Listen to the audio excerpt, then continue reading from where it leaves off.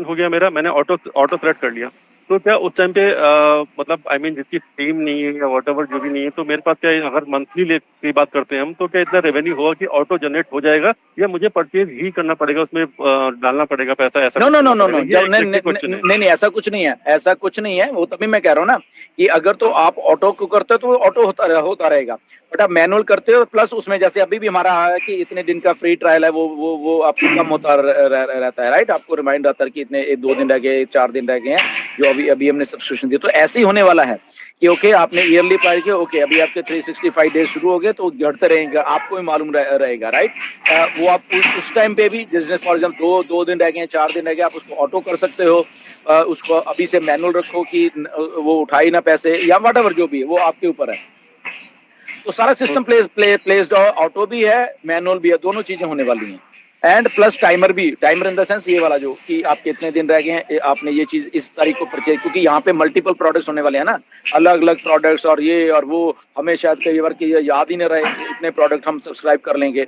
तो वहां पे वो सारा कुछ आपको पूरा एक लिस्ट आया करेगी, आप बैक ऑफिस में जाके सब्सक्रिप्शन, आपका कौन सा सब्सक्रिप्शन कौन से डेट को एक्सपायर हो रहा है, कौन सा आपका टाइमर ये चल रहा है, कौन ऑटो में है, कौन सा सब्सक्रिप्शन मैनुअल में है, ये सारी चीजें होने वाली हैं। और लास्ट थिंग या बस ये है, थोड़ा सा इसके बारे में थोड़ा सा बस डिस्कस है।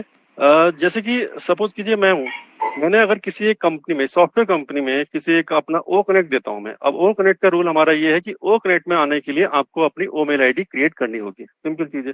अब मैं, जो मेरी हम्म कंपनी है hmm XYZ, Mukesh dot Sagar at hmm the rate XYZ.com, तो वहां पे हम्म अगर मैं कंपनी में जाते हैं, तो वहां पे तो एक नई आईडी क्रिएट करनी पड़ेगी।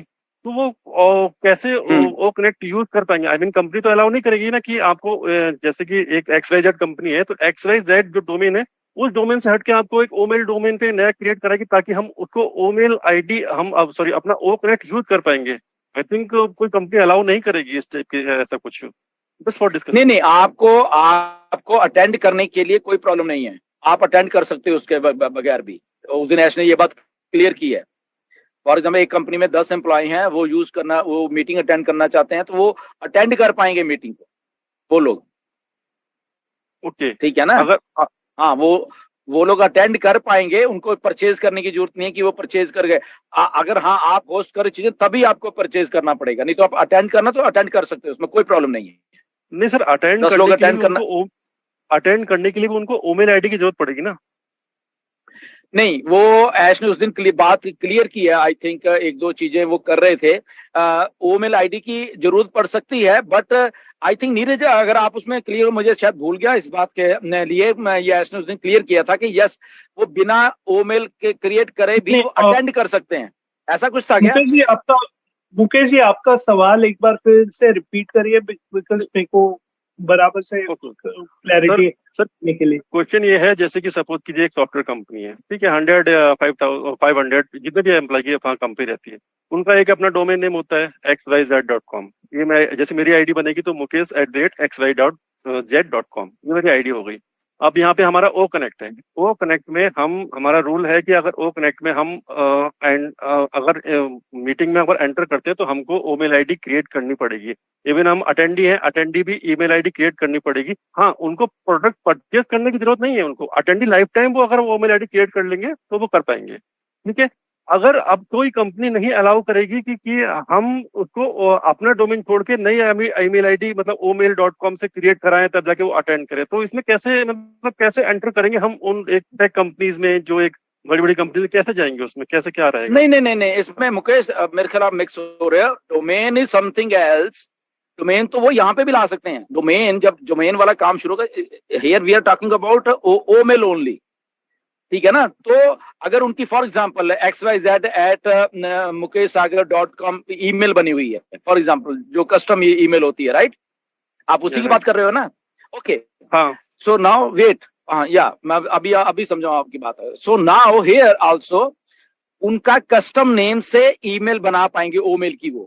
वो जो ओमेल का वर्जन है ना, अलग अलग जो वर्जन है, एक कमर्शियल वर्जन भी आएगा ओमेल का, वो भी आ रहा है। तो उसमें वो अपने एज ए कस्टम ईमेल को क्रिएट कर पाएंगे वो लोग।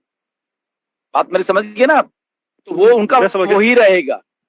एग्जैक्टली जैसे कि मैं अगर onpassive.com का एग्जांपल लेता हूँ, onpassive.com जो onpassive कंपनी है, वहाँ के जितने भी एम्प्लॉय हैं, सपोज कीजिए मोहम्मद कमाल @onpassive.com, ये उनकी ईमेल आईडी होगी, डेफिनेटली हाँ यही होगी उनकी। या तो ये या आईडी है उनकी।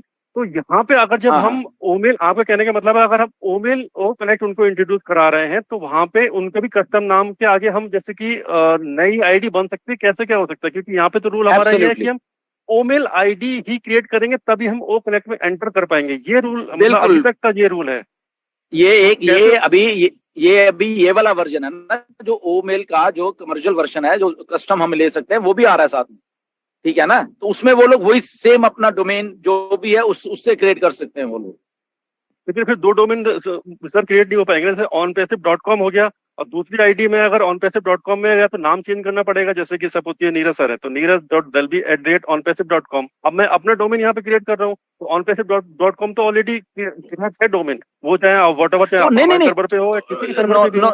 No no no no, then they have to import that domain to our servers, ठीक है ना। वो वही डोमेन नेम रखेंगे और वो हमारे सर्वर पे इंपोर्ट कर लेंगे। ये भी ऑप्शन आ रही है हमारे इधर, ठीक है ना। तो डोमेन आप वहीं मेरा पर, चीज ये है कि किसी कंपनी में जाके और ये सब चीजें जाके करना, तो आई थिंक बहुत टफ होगा किसी कंपनी को इस टाइप की चीजें करना, क्योंकि वो अपना डोमेन नहीं नेम नहीं नहीं नहीं, छोड़ेगा टफ नहीं कभी। होगा। देखो Mukesh, you are into this field, I know. देखो, कस्टम नेम एक कंपनी का बना है, that is their identity, there is उनका वो सारा कुछ है, राइट। अभी वो नहीं change, this act know this thing कि एक बार जो ब्रांड नेम या वो नेम बना, वो उसको तो चेंज हम कर ही नहीं सकते, उसकी यूएसपी, उसकी वो चीज, राइट। तो यहाँ पे वो क्या करेंगे, because we have a certain features, हमारी ओमेल में फीचर्स अलग से, हमारे सिस्टम में फीचर्स जो भी उनकी वैल्यू अलग से है। Now they will import that custom जो उसका डोमेन है या व्हाटएवर उनका, वो हम इधर लाएंगे। They can migrate into onpassive, तो वो सारा का सारा जो भी है, तो यहाँ पे आके उनका सेम वही चीज रहेगा, everything, but now they are getting more value, और या जो भी है। तो ये ऐसा एक कॉर्पोरेट्स के लिए या जो भी जिनके ऐसे एक कस्टम वो बने हुए हैं, तो वो लोग ऐसा करेंगे। आप समझ रहे हो मेरी बात को? तो उसी नाम से सारा कुछ चलता रहेगा। वैसे जैसा आप बता रहे हैं, ऐसा पॉसिबल रेयर केस में पॉसिबल नहीं हो पाएगा सर कि उसको डोमेन ऐसे मतलब वहां पे ट्रांसफर कर पाएंगे। तो इनके अरे नहीं नहीं, फ्यूचर में क्या होगा है ऑप्शन टेक्नोलॉजी ये, से? नहीं, ये है ऐसा ऑप्शन है सारा कुछ। मुकेश जी, मैं भी सर इसमें थोड़ा सा ऐड ऑन करना चाहता हूँ। मेरी एक कंपनी कैंप मतलब